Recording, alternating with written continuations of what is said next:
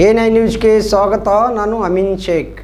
ವ್ಯಾಪ್ತಿಯಲ್ಲಿರುವಂತಹ ಮುದ್ದಾಪುರ ಅನ್ನುವಂಥ ಗ್ರಾಮದಲ್ಲಿ ನಿನ್ನೆ ಇವತ್ತಿನ ದಿನ ಲಕ್ಷ್ಮೀಬಾಯಿ ಅನ್ನೋರು ಒಂದು ಕಂಪ್ಲೇಂಟನ್ನು ಕೊಟ್ಟಿದ್ದಾರೆ.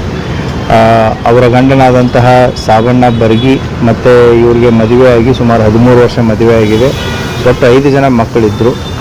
ಲಕ್ಷ್ಮೀಬಾಯಿ ಬರ್ಗಿ ಅವ್ರದ್ದು ಕೂಡ ಅಲ್ಲೇ ಅವರ ಅಣ್ಣನ ಮನೆಗೆ ವರಮಹಾಲಕ್ಷ್ಮಿ ಪೂಜೆ ಅಂತಂತೇಳಿ ಇಬ್ಬರು ಮಕ್ಕಳನ್ನ ಕರ್ಕೊಂಡೋಗಿರ್ತಾರೆ.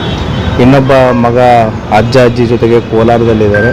ಇನ್ನಿಬ್ಬರು ಮಕ್ಕಳು ಮತ್ತು ತಂದೆ ತೋಟದ ವಸ್ತಿಯಲ್ಲಿ ಅವ್ರದ್ದು 8 ಎಕರೆ ಜಮೀನಿದ್ದು ಅವರ ಜಮೀನಿನಲ್ಲೇ ಬಾವಿ ಇದೆ. ಮಧ್ಯಾಹ್ನ ಹೋಗಿದ್ದಾರೆ, ಬಂದು ನೋಡಿದ್ದಾರೆ. ಅಲ್ಲಿ ಬಂದು ನೋಡಿದಾಗ ಮಕ್ಕಳು ಕಂಡಿಲ್ಲ, ಗಂಡನೂ ಕಂಡಿಲ್ಲ. ತದನಂತರ ಸ್ವಲ್ಪ ಟೈಮು ಹುಡುಕಾಡಿದ್ದಾರೆ. ಯಾವಾಗ ಇವರು ಬಾವಿ ಹತ್ರ ಹೋಗಿ ಸುಮಾರು ಒಂದು 4:30-5 ಗಂಟೆಗೆ ಬಾವಿ ಹತ್ರ ಹೋದಾಗ ಗಂಡನ ಬಟ್ಟೆ ಅಲ್ಲಿ ಬಿದ್ದಿರೋದನ್ನು ಅವರು ನೋಡಿದ್ದಾರೆ. ತದನಂತರ ಸಂಶಯ ಬಂದು ಅವರ ಸಂಬಂಧಿಕರಿಗೆ ಫೋನ್ ಮಾಡಿ, ಇಲ್ಲ ಮನೆಯಲ್ಲಿ ಯಾರೂ ಕಾಣ್ತಾ ಇಲ್ಲ, ಗಂಡನೂ ಕಾಣ್ತಾ ಇಲ್ಲ, ಇಬ್ಬರು ಮಕ್ಕಳನ್ನೂ ಕಾಣ್ತಾ ಇಲ್ಲ ಅಂತಂತೇಳಿ ಹುಡುಕಾಟ ಪ್ರಾರಂಭ ಮಾಡ್ತಾರೆ. ತದನಂತರ ರಾತ್ರಿ ಹೊತ್ತು ಬಾವಿಯಲ್ಲಿ ನೋಡಿದಾಗ ಅವರ ಇಬ್ಬರ ಮಕ್ಕಳ ಮೃತದೇಹನೂ ಕೂಡ ಪತ್ತೆಯಾಗಿದೆ. ಬಾವಿ ನೀರನ್ನು ತೆಗೆಸಿ ಚೆಕ್ ಮಾಡಿದಾಗಲೂ ಕೂಡ ಗಂಡನ ದೇಹ ಆಗಲಿ ಅಥವಾ ಮೃತದೇಹ ಆಗಲಿ ಅಥವಾ ಅವನಾಗಲಿ ಸಿಕ್ಕಿಲ್ಲ ಅಲ್ಲಿ, ಬಟ್ ಬಟ್ಟೆ ಮಾತ್ರ ಇದೆ. ಹಾಗಾಗಿ ಆ ಗಂಡ ಸಾಬಣ್ಣ ಎಲ್ಲಿದ್ದಾನೆ ಅನ್ನುವಂಥ ಒಂದು ಹುಡುಕಾಟನ್ನು ಕೂಡ ಪೊಲೀಸ್ ಇಲಾಖೆ ಮಾಡ್ತಾ ಇದೆ. ಇಬ್ಬರ ಮಕ್ಕಳ ಮೃತದೇಹವನ್ನು ಈಗಾಗಲೇ ಹಾಸ್ಪಿಟ್ಲಿಗೆ ರವಾನಿಸಲಾಗಿದೆ.